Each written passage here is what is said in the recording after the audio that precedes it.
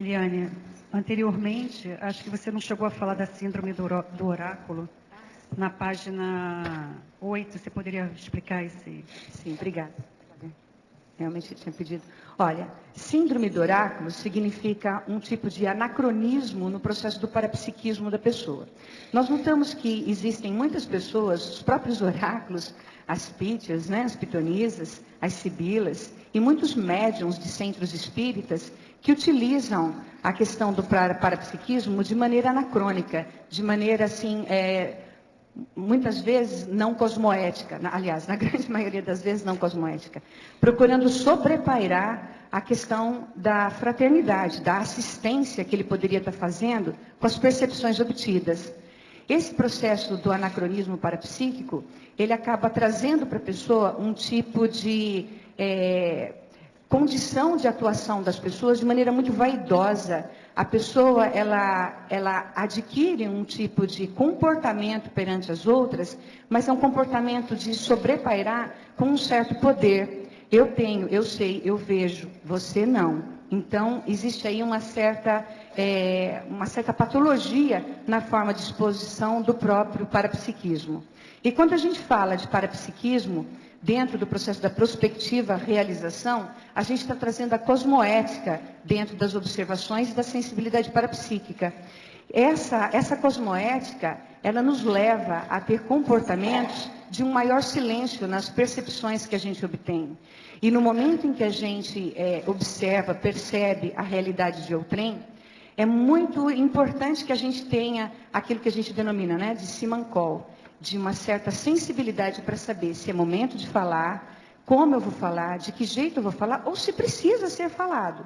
Muitas vezes, no parapsiquismo, você pode trabalhar de maneira muito silenciosa, de maneira muito anônima, tal qual o trabalho da TENEPS nos propõe, né?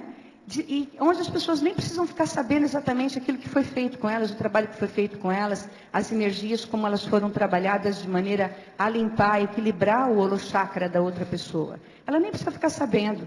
Então, assim, o que precisa, o que é importante, dentro dessa questão de parapsiquismo cosmoético, é a gente utilizar ele como uma ferramenta evolutiva e uma ferramenta realmente mega fraterna, onde a postura é sincera, de anonimato, de mini peça, de maximecanismo, onde ela consegue fazer o trabalho, ela sabe o que foi feito. E, na verdade, a vitória em si está dentro dela, está dentro de quem percebe, está dentro de quem vê, está dentro de quem faz o trabalho. E ela não precisa ser exposta às outras pessoas, a menos que vá realmente ajudar a outra pessoa. Eu penso dessa forma. Eliane, a Beth, aqui Sim. em cima. Tudo bem? Tudo bem, Beth. Parabéns aí pelo verbete. Obrigada. Em fatologia, na quinta linha, no final da quinta linha, você poderia ampliar a convicção mística no lugar da persuasão mental somática. É um pouco o que você está falando, mas poderia ampliar um pouco mais, assim, na sua experiência? A convicção mística é aquela condição de crença, onde você tem uma percepção e você acredita nessa percepção piamente, veemente. No caso, muitas pessoas, quando eu estava falando do processo da síndrome do oráculo, né? A pessoa ela utiliza o parapsiquismo dela de maneira a querer se vangloriar, de forma muito vaidosa, querendo, no caso, expor que ela está tendo parapsiquismo. No nosso caso, nós não precisamos fazer isso. Dentro do paradigma consciencial, a gente nota que a persuasão, ou melhor, a autopersuasão mental somática, ela é imprescindível para o nosso trabalho. É ela que vai nos ajudar a ter essa postura de mini peça do maximecanismo. É ela que vai nos impulsionar a ter mais cientificidade nas observações. Então, quando a gente fala de autopersuasão mental somática, a gente está procurando colocar os atributos que são relevantes do espírito crítico, do discernimento, da postura científica, no lugar da crença, da fé, da cegueira de visão com relação ao que se percebe. Ok?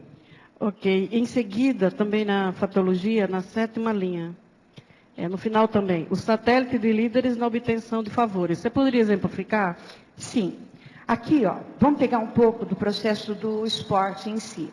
A gente nota dentro do mundo do esporte que, assim, quando um jogador, né, por exemplo, o futebol, que é o que mais nós conhecemos aí, porque faz parte da cultura nacional, Um jogador, quando ele começa a ser bem sucedido, ele tem uma série de pessoas que começam a ficar mais atrás dele.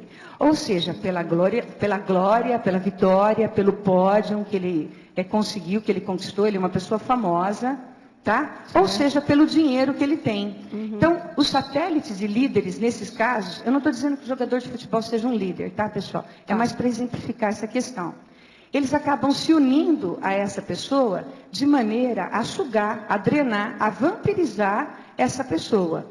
Então, se a gente levar assim para a questão também de um bom professor equilibrado, aquela pessoa que está buscando a desperticidade, que está realmente buscando a harmonização da sua psicosfera, notoriamente, olha, o que é o desperto, né? O desperto é aquela pessoa que é a mais assediada, portanto, ela não se desequilibra com as consciências que chegam próximo a ela. Mas a gente nota que nessa questão, a postura de quem se aproxima, ela ainda está buscando interesses secundários, ganhos secundários. Ela se aproxima porque ela vai se sentir bem, ela se aproxima porque ela vai ter algum tipo de repercussão, algum tipo de resultado mediante aquela aproximação.